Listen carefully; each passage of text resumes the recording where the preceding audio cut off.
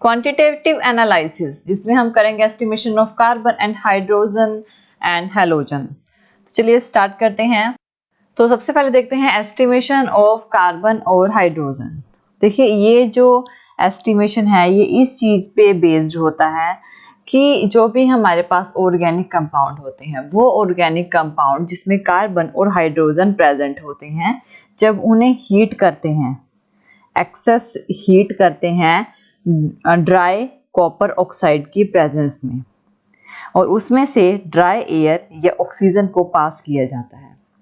इस कंडीशन में जो कार्बन होते हैं वो कार्बन डाइऑक्साइड, और जो हाइड्रोजन होते हैं वो H2O यानी वाटर में जो ऑक्साइड ऑफ वाटर जो है वो बन जाते हैं।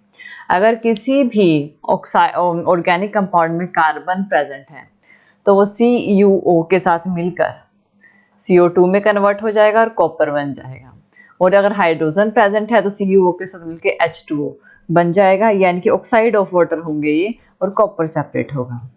तो इसमें जो हमारे पास जो हमारा प्रोसेस होता है उस प्रोसेस में हमारे पास क्या होगा कि बर्नर होता है, यहाँ पे बर्नर है, और इसके अंदर ये सैंपल ऑफ प्लेटिनम बोट होता है, सैंपल होता है प्लेटिनम बोट में, और इसमें ड्राई ऑक्सीजन को, प्योर ड्राई ऑक्सीजन को पास किया जाता है, और बीच में फर्नेस लगा हुआ होता है जिसमें CuO यानी कॉपर ऑक्साइड इसमें प्रेजेंट होते हैं, और इसके साथ 2 U ट्यूब लगी होती हैं, U शेप की ट्यूब्स होती हैं। एक ट्यूब में तो CaCl2 प्रेजेंट होता है, यानी कि कैल्शियम क्लोराइड होता है। इसके अलावा इसमें एनहाइड्रस मैग्नीशियम परक्लोरेट भी प्रेजेंट होता है। अब यहाँ पर अगर किसी भी ऑर्गेनिक कंपाउंड में वाटर प्रेजेंट है, यानी कि जो ये रिएक्शन है जिससे वो हाइड्रोजन से मिलकर जो वाटर मिलता है, ऑक्साइड्स ऑफ वाटर मिलते हैं, ये वाली जो ट्यूब होती है CaCl2 और मैग्नीशियम परक्लोरेट की, इसमें ये एब्जॉर्ब हो जाती हैं। और अगर इसके अलावा दूसरी एक और ट्यूब होती है जिसके अंदर KOH का सॉल्यूशन होता है, या फिर NaOH प्लस CaO का भी सॉल्यूशन होता है। ये जो ट्यूब होती है, जो CO2 यानी कार्बन डाइऑक्साइड इस रिएक्शन में से जो प्रोड्यूस होती है, यहाँ से जाकर वो इसके अंदर जाती हैं। तो यहाँ से अगर इसमें से CO2 प्रोड्यूस होती है तो ये वाली जो ट्यूब होती है, दूसरी ट्यूब जिसमें KOH का और NaOH और CaO का मिक्सचर होता है, ये इसमें एब्जॉर्ब हो जाता है। तो जो ट्यूब होता है उसका वेट कर लिया जाता है, पहले इसका वेट कितना था, और जितना उसने CO2 यानी कि इस ट्यूब ने H2O और इस ट्यूब ने CO2 को एब्जॉर्ब किया है, उतना उसका वेट किया जाता है, जिससे उसे वेट को पता लग जाता है कितनी H2O और CO2 हमारे पास प्रोड्यूस हुई है। उनका जो मास होता है CaCl2 और MgClO4 का, वो इंक्रीज हो जाता है, जिससे उसका जितना भी डिफरेंस होता है वो पता लग जाता है। ऐसे ही इसका भी वेट कर लिया जाता है कि OH का भी जितना इसने CO2 को एब्जॉर्ब किया है, तो जिससे इसकी कैलकुलेशन यानी कि क्वांटिटेटिव एनालिसिस का पता लगता है। तो यहाँ पर नेक्स्ट हम देखते हैं इसकी कैलकुलेशन। अब देखिए हमारे पास सब्सटेंस है, जो भी सब्सटेंस है उसका जो मास है वो मान लीजिए W ग्राम है।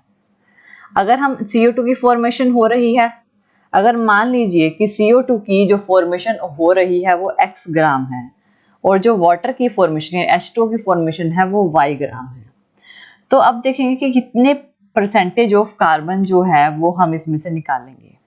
अगर हम 1 मोल की बात करें, 1 मोल ऑफ CO2, जिसमें 1 ग्राम एटम ऑफ कार्बन है, जिसमें 1 मोल ऑफ CO2 में जो कंटेन कर रहा है 1 ग्राम ऑफ कार्बन। अगर हम इसका मास देखते हैं तो कार्बन का इसका 12 प्लस 2 मल्टीप्लाई बाय 16 यही रहेगा, यानी कि जो इसका टोटल मास है वो 44 ग्राम होगा। और CO2 में कार्बन कितनी होती है? 12 होती है। CO2 में जो कार्बन होती है वो 12 होती है, 12 कार्बन का मास होता है। और जो ऑक्सीजन का, एक ऑक्सीजन का मास 16 होता है, तो दो का यानी 2 मल्टीप्लाई बाय 16 होता है। तो CO2 में जो कार्बन कंटेन है वो 12 ग्राम है अगर 1 मोल की बात करते हैं। तो अगर अगर हमारे पास x gram CO2 contain x gram of CO2 होगी तो उसमें से हम उसे कैलकुलेट करेंगे। अब इसमें देखते हैं, ये तो हमने 1 मोल के लिए निकाला है, लेकिन अगर हम मास देखें कार्बन का W ग्राम कंपाउंड में, तो वो कितना होगा, W ग्राम के लिए कितना होगा, तो वो होगा 12/44, यानी कि 12 जो कार्बन का 1 मोल के लिए था, 44 जो इसका टोटल था, मल्टीप्लाई बाय x, x क्या है, मोलिक्यूल जो मास ऑफ CO2 फॉर्म्ड है, इनटू 100 अपॉन वेट जो है उसका। इस तरह से हम इसे रिप्रेजेंट करते हैं। तो परसेंटेज जो होगी कार्बन की 12/44 into mass of CO2 formed upon mass of substance taken, जो हमने सब्सटेंस लिया है, मल्टीप्लाई बाय 100।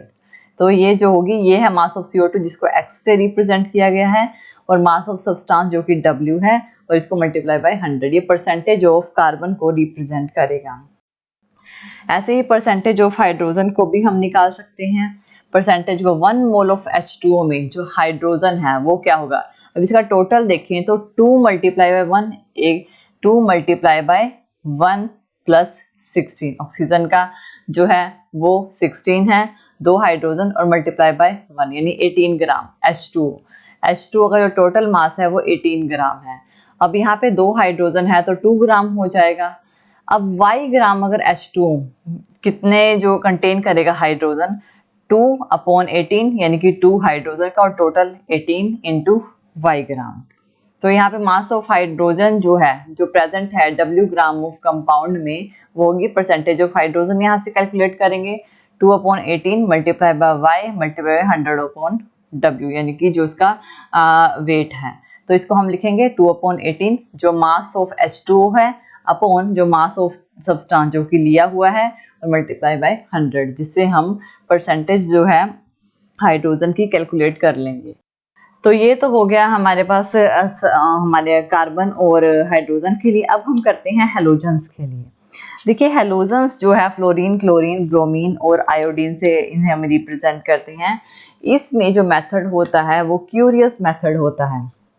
इसमें क्या होगा कि हमारे पास एक नॉन मास होता है ऑर्गेनिक कंपाउंड का, जब उसे हीट करते हैं, इसमें हीट करेंगे नाइट्रिक एसिड के साथ, और कुछ क्रिस्टल होते हैं सिल्वर नाइट्रेट में उसके साथ एक हार्ड ग्लास ट्यूब में।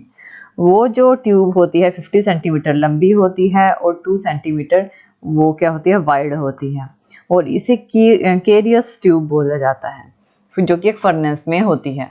इसमें एक फर्नेस होता है, ये जो है ये आउटर पोर्शन ये हमारा फर्नेस है, इसके अंदर ये जो है ये ट्यूब है। इस ट्यूब के अंदर फ्यूम जो HNO3 प्लस 0.5 AgNO3 का सोल्यूशन होना है, यानी कि नाइट्रिक एसिड और सिल्वर नाइट्रेट का मिक्सचर होता है। और इसके अंदर एक और हमारे पास सैंपल होता है। इस कंडीशन में क्या होगा, एक और स्मॉल ट्यूब होती है, ये हमारी क्यूरियस ट्यूब होती है, हार्ड ग्लास की बनी हुई होती है। इस बाहर जो होता है वो आयरन की ट्यूब होती है। इसमें एक और स्मॉल ट्यूब होती है जिसमें कंटेन होता है ऑर्गेनिक कंपाउंड का वेट, तो उसका हम हीट करते हैं।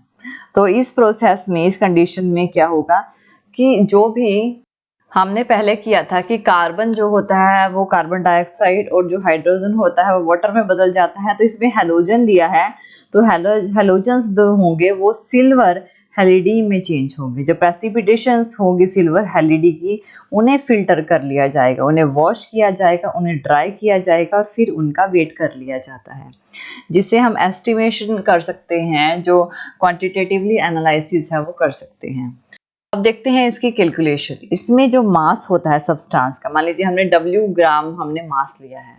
अब जो सिल्वर हेलिडी है वो AgX है जो कि फॉर्म हुई है, ठीक है ना।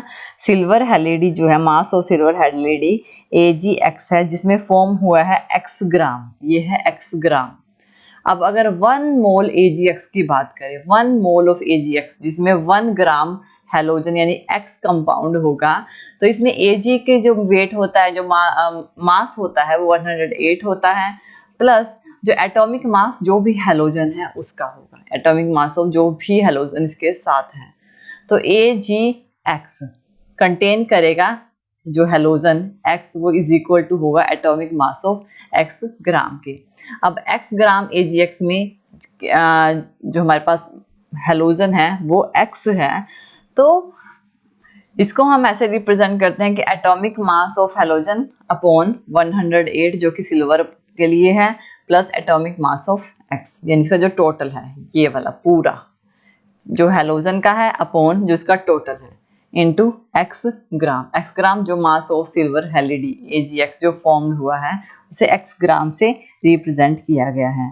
तो जो इस टाइम पे जो परसेंटेज निकलेगी, जो मास ऑफ हेलोजन है वो प्रेजेंट है W ग्राम ऑफ सब्सटेंस में, तो परसेंटेज जो है हेलोजन कंपाउंड्स की वो होगी एटॉमिक मास ऑफ हेलोजन यानी x upon 108 plus atomic mass of x जो कि टोटल है multiply by x multiply by 100 upon W, यानी कि जो उसका वेट है उस तरह से इसे रिप्रेजेंट किया गया है।